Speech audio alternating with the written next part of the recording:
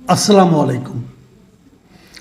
প্রিয় দর্শক, এই মাসের শুরু থেকে মানে ফেব্রুয়ারির একদম প্রথম সপ্তাহে আমার ধারণা আপনারা একটা বিষয় নিয়ে আলোচনা শুনেছেন। বিশেষ করে যারা আওয়ামী লীগ করেন অথবা আওয়ামী লীগের রাজনীতির সঙ্গে সংশ্লিষ্ট অথবা আওয়ামী ভাবাপন্ন, তাদের অনেকে এই জিনিসটা বলেছেন। কোনো মিডিয়াতেও দেখা গেছে, সোশ্যাল মিডিয়াতে আলোচনা হয়েছে। সেটা হলো 13 তারিখের পর কি হবে। 13 তারিখ মানে ফেব্রুয়ারির 13 তারিখ। ফেব্রুয়ারির 13 তারিখের পর এদেশে কি ঘটবে, এদেশের রাজনীতিতে কি ঘটবে, ডক্টর ইউনূস সরকারের ভাগ্যে কি ঘটবে, এ ধরনের নানা আলোচনা। প্রশ্ন হচ্ছে 13 তারিখ কেন, মানে 13 ফেব্রুয়ারিটা হঠাৎ করে ওনাদের কাছে এতটা গুরুত্বপূর্ণ হয়ে দেখা দিল কেন? বিষয়টার কিছুই না। বিষয়টা হচ্ছে 13ই ফেব্রুয়ারি ভারতের প্রধানমন্ত্রী নরেন্দ্র মোদী এবং ডোনাল্ড ট্রাম্পের মধ্যে একটা বৈঠক হওয়ার দিন নির্ধারিত ছিল, আগে থেকে হয়েছেও। বৈঠকটা ওই দিনই হয়েছে। তো সেই বৈঠকে কিছু একটা ঘটবে এরকম একটা ধারণা, এরকম একটা প্রচারণা আওয়ামী মনোভাবাপন্ন লোকজনের মধ্যে ছিল এবং তারা সেটা প্রচার করতেও দ্বিধা করে নেয়। তাদের এই যে চিন্তা, এই চিন্তাটা যে একেবারেই এমনি এমনি এসেছে তা কিন্তু নয়। এই চিন্তার পেছনে কিছু কারণও তাদের আছে। কী ধরনের কারণ আছে? আমরা দেখেছি যে যুক্তরাষ্ট্রের নির্বাচনের আগে এই ডোনাল্ড ট্রাম্প হিন্দুদের একটা ধর্মীয় অনুষ্ঠানকে কেন্দ্র করে উনি টুইট করেছেন এবং সেখানে উনি হিন্দুদেরকে অভিনন্দন জানিয়েছেন, শুভেচ্ছা জানিয়েছেন এবং তিনি নরেন্দ্র মোদীকেও এই টুইটে নাম উল্লেখ করেছেন এবং তার সঙ্গে তার খুব ভালো সম্পর্ক সেটাও উল্লেখ করেছেন। পাশাপাশি বাংলাদেশে যে সংখ্যালঘুদের উপর নির্যাতন হচ্ছে এ ধরনের কিছু কথাও ট্রাম্পের সেই স্ট্যাটাসে ছিল। তো এরপর তারে যুক্তরাষ্ট্রেরই আমন্ত্রণে সেখানে ট্রাম্পের সঙ্গে বৈঠক করার জন্য নরেন্দ্র মোদী ভারত থেকে যাচ্ছেন, এটাও কিন্তু ভারতের জন্য একটা বড় ঘটনা, সম্মানের ঘটনা। যেহেতু এই ঘটনাটা ঘটতে যাচ্ছে, সেহেতু বাংলাদেশে যারা নাকি আওয়ামী লীগের যারা এই মুহূর্তে দেশ থেকে বিতাড়িত অথবা ক্ষমতা থেকে বিতাড়িত, তারাও তো ভেবেছেন যে হয় না যে সমুদ্রে যখন হাবুডুবু খায় মানুষ, ধরার জন্য কিছুই না পায় তখন খড়কুটো ধরেও তারা কিন্তু ভেসে থাকার চেষ্টা করে। এটাও হয়তো অনেকটা সেরকম হবে। যখন জনভিত্তি কমে যায় তখন এরকম করে অনেক পলিটিক্যাল পার্টি। তো তারাও করেছে, তারা ভেবেছে এইবার কিছু একটা ঘটবে।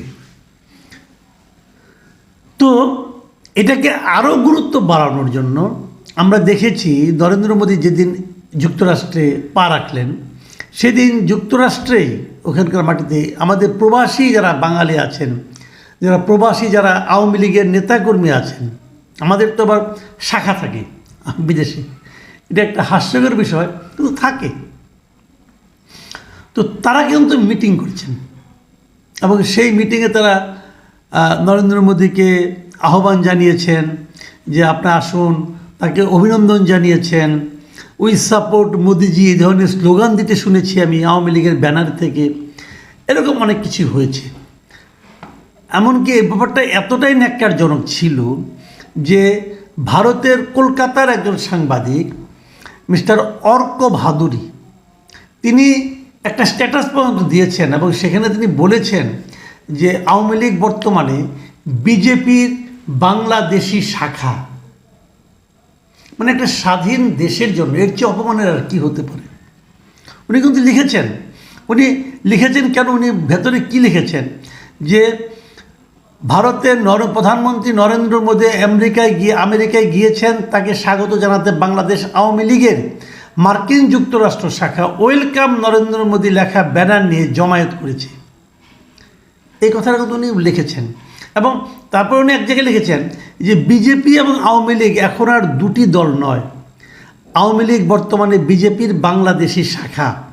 সেই কারণেই মোদীকে স্বাগত জানিয়ে ব্যানার হাতে আমেরিকায় জমায়েত করেন আওয়ামী লীগের নেতারা।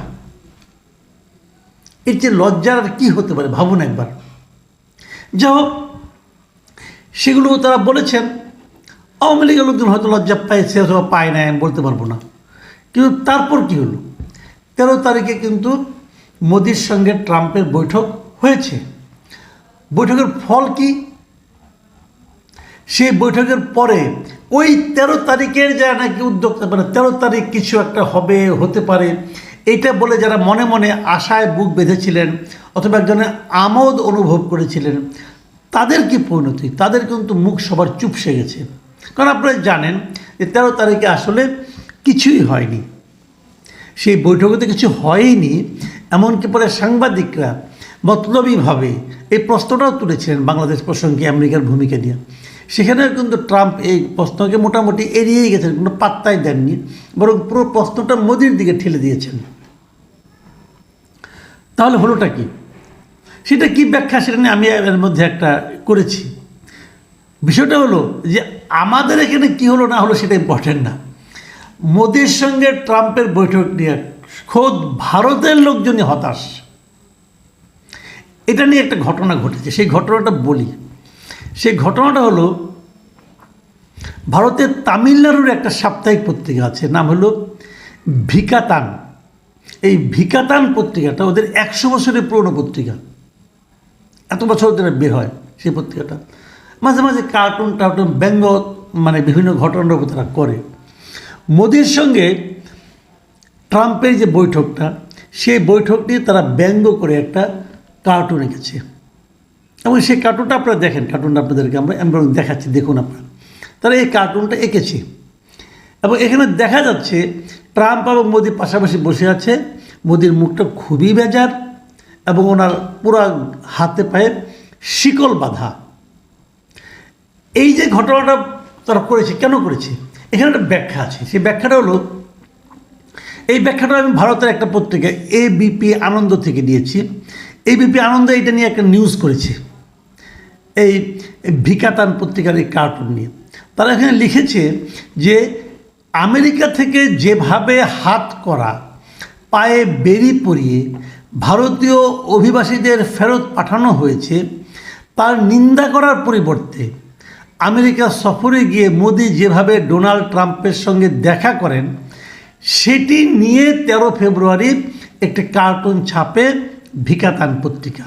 এবং সেখানে দেখা যায় ট্রাম্পের সামনে শিকলে হাত পা বাঁধা অবস্থায় মোদি বসে রয়েছেন। এই সেই ছবি। এখন এটা দেখে ভারতের যে বিজেপি, তারা কিন্তু খুবই ক্ষুব্ধ হয়েছে। বিশেষ করে তামিলনাড়ুর যে বিজেপি, তারা খুবই ক্ষুব্ধ হয়েছে। তারা প্রেস কাউন্সিল অফ ইন্ডিয়ার চেয়ারপারসনের সঙ্গে দেখা করেছে, অভিযোগ জানিয়েছে এমন কিছু। এবং তারা বলেছে যে এই পত্রিকাটি তামিলনাড়ুর যে ক্ষমতাসীন পার্টি আছে ডিএমকে, তাদের মুখপাত্র, এবং তারা প্রধানমন্ত্রীকে নাকি অপমান করেছে, এই ধরনের অভিযোগ তারা করেছে। এবং এরপর ইন্টারেস্টিংলি সেই পত্রিকার ওয়েবসাইটটা আর পাওয়া যাচ্ছে না, মানে ওয়েবসাইটটা আর ওপেন হচ্ছে না। মানে তারা ওটাকে ব্লক করে দিয়েছে অথবা মানুষের কাছ থেকে সরিয়ে নিয়েছে। এটা কিন্তু ইন্ডিয়ান গভর্নমেন্টের কাজ। এটা নিয়ে আবার তামিলনাড়ুর যিনি মুখ্যমন্ত্রী আছেন স্ট্যালিন সাহেব, MK স্ট্যালিন, উনি নিজেও বিবৃতি দিয়েছেন এবং তিনি বিবৃতিতে লিখেছেন যে ভিকাতানের ওয়েবসাইটটি অচল করে দেওয়ার ঘটনা অত্যন্ত দুঃখজনক। 100 বছর ধরে সাংবাদিকতা করছে ওরা। মত প্রকাশের জন্য সংবাদ মাধ্যমকে ব্লক করে দেওয়া গণতন্ত্রের জন্য শুভ নয়। বিজেপির ফ্যাসিবাদী আচরণের পরিচয় এটা। অবিলম্বে ওয়েবসাইটটি চালু করতে অনুরোধ জানাচ্ছি। এই হলো স্ট্যালিন সাহেবের স্ট্যাটাস। স্ট্যালিন সাহেব লিখেছেন। এখন বিষয়টা কী দাঁড়ালো, যে মোদির সঙ্গে ট্রাম্পের সেই সাক্ষাৎকার, সেই বৈঠক খুব যে সুখকর হয়নি, সেটা কিন্তু এই কার্টুন থেকে বোঝা যাচ্ছে। এবং মোদি সাহেবও যে খুব একটা বিরাট কিছু পেয়ে চলে এসেছেন সেরকমও মনে হচ্ছে না।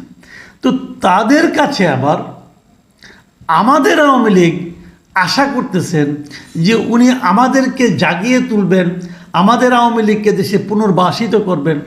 এটা হয় না। এটা এদেরকে কে বোঝাবে? পৃথিবীর কোনো দেশে এরকম হয় না। জনগণ থেকে যদি আপনি বিচ্ছিন্ন হয়ে যান, তাহলে আরেকটা দেশ এসে যত এসে আপনাকে ভালোবাসুক না কেন, আরেকটা দেশের শাসকরা এসে আপনাকে কখনো এখানে প্রতিষ্ঠিত করে দিয়ে যেতে পারবে না। এটা হয় না। জনগণের মধ্যে নিজের অবস্থানটাকে ক্লিয়ার করার চেষ্টা করুন। এই হচ্ছে আওয়ামী লীগের নেতৃবৃন্দের কাছে আমার পরামর্শ। ভাই, নিজেরা চেষ্টা করুন।